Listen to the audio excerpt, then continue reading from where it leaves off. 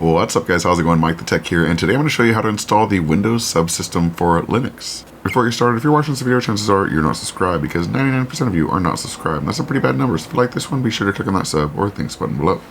So, onto the video itself. The first thing you want to do is, let me go ahead and show my screen here. There we go, perfect. So we're going to go ahead and open up PowerShell, and we're going to run it as administrator. Then, all we need to do is type in WSL space --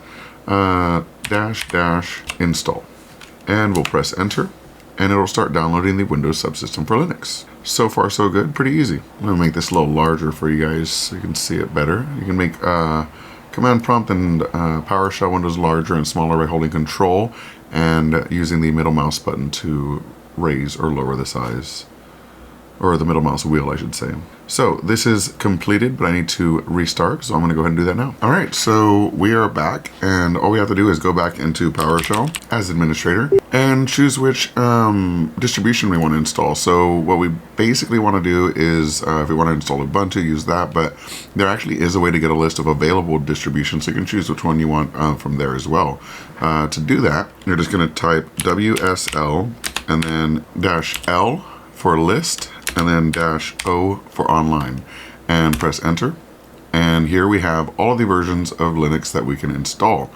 So let's say I want to install Ubuntu 22.04. I would type wsl.exe --install space -d for distribution name, and then I'm going to type in Ubuntu 22.04.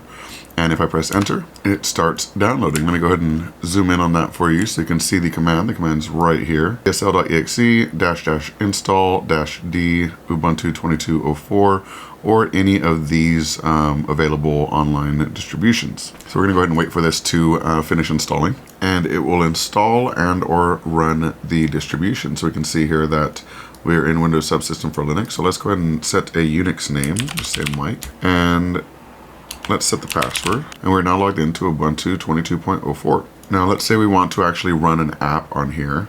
We can type in like sudo apt install gedit and type in the password. Type yes. We're going to use sudo snap install for easy usage, and we can actually run it right from Windows. So if we open gedit, you'll see that it's actually running the Ubuntu version of gedit right here in a Windows window.